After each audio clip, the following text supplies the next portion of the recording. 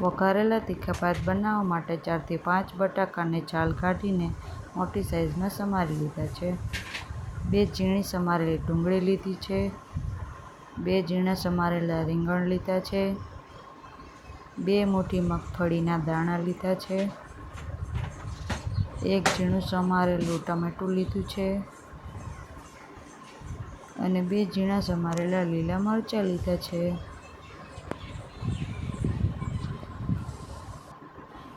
પહેલાં આપણે કુકરમાં થોડું તેલ ગરમ થવા મૂકી દઈએ.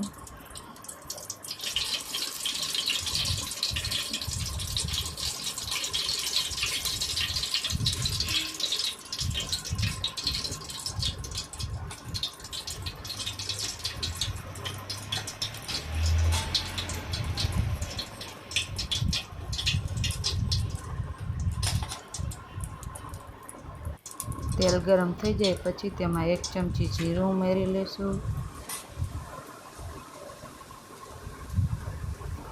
2 થી 3 લવિંગ અને 2 થી 3 તીખા ઉમેરી લઈશું. 1 તજ ઉમેરી લઈશું. 2 થી 3 તજપાન ઉમેરી લઈશું. થોડા મીઠા લીમડાના પાન લઈ લઈશું. બધા મસાલા થઈ જાય પછી 1 ચમચી હિંગ ઉમેરી લઈશું.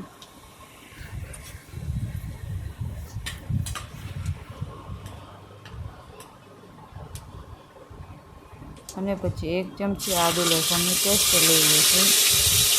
તેને સરસ રીતે મિક્સ કરી લઈશું.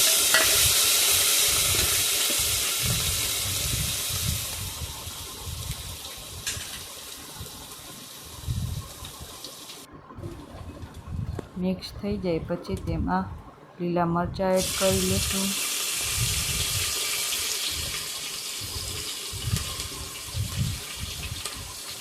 અને સમારેલી ડુંગળી લઈ લઈશું.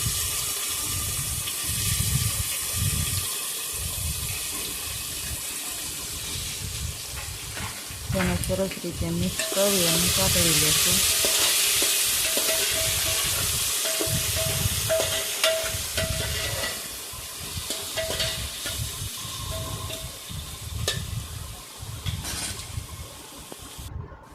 ડુંગળી સાતળી જાય પછી તેમાં મગફળીના દાણા એડ કરી લઈશું.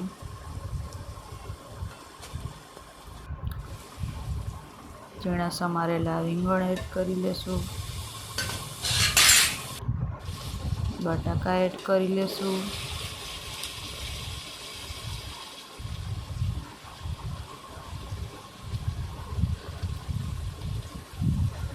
અને ઝીણું સમારેલું ટમેટું એડ કરી લઈશું.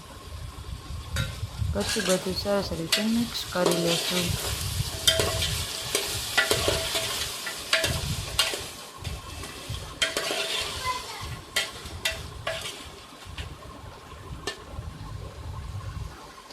શાકભાજી મિક્સ થઈ ગયું છે. હવે આપણે મસાલા એડ કરી લઈશું. 1 ચમચી નમક, 1 ચમચી ધાણા જીરું પાવડર, અડધી ચમચી હળદર, 2 ચમચી લાલ મરચું પાવડર,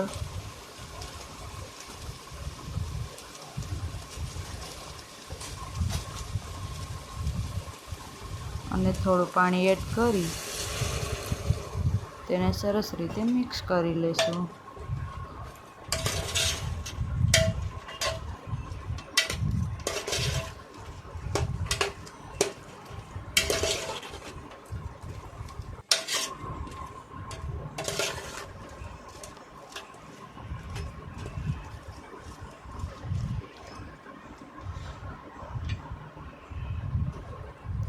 આપણા બધા મસાલા તેલમાં સાતળાઈ જાય પછી 1 ગ્લાસ પાણી ઉમેરી લઈશું.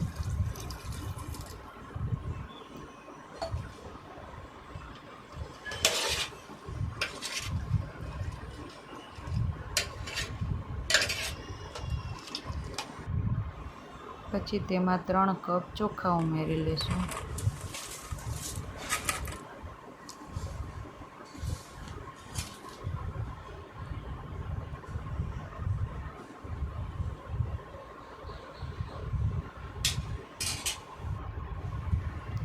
પછી કુકરને સરસ રીતે પેક કરી 2 થી 3 સીટી આપણે વાગવા દેશી.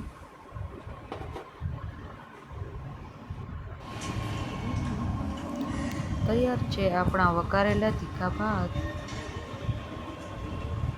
તમે પણ એકવાર જરૂર ટ્રાય કરજો, જમવાની ખૂબ જ મજા આવશે.